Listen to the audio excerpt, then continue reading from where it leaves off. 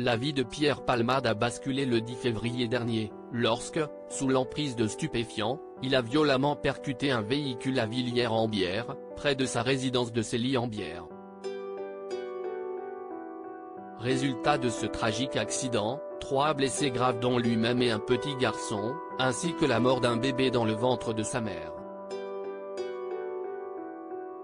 Son contrôle judiciaire a été assoupli début juin, en même temps qu'il quittait le centre hospitalier universitaire, CHU, de Bordeaux. L'humoriste de 55 ans a toutefois pour interdiction de quitter la Nouvelle-Aquitaine, où il est né, dans l'attente de son procès. Après avoir vendu sa maison en Seine-et-Marne, l'ancien acolyte de Muriel Robin s'est récemment installé dans une échoppe bordelaise, comme l'indique Le Parisien ce mercredi 12 juillet.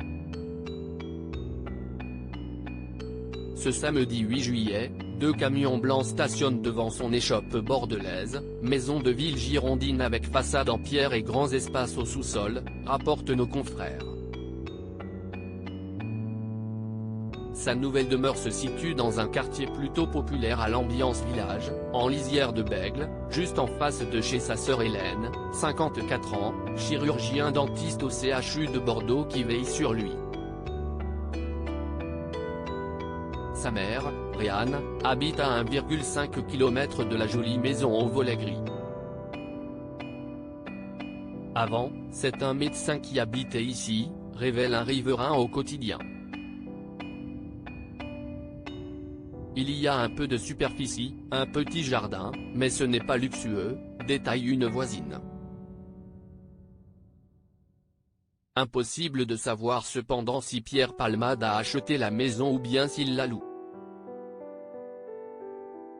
Une chose est sûre, les déménageurs ont sorti une tonne de carton d'un camion tagué du logo d'une société de déménagement de Seine-et-Marne.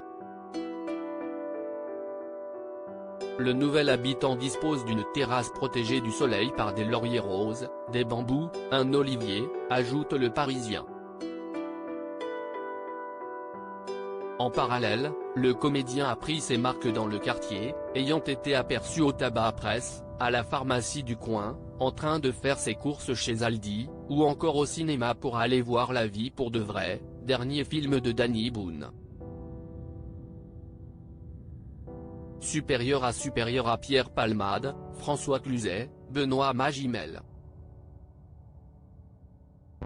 Les stars sans tabou sur leurs addictions. Pierre Palmade de retour à l'hôpital pour ses addictions. Il semblerait donc que les journées de Pierre Palmade soient rythmées entre son installation dans sa nouvelle maison et des allers-retours au CHU de Bordeaux, où il a demandé à être de nouveau pris en charge.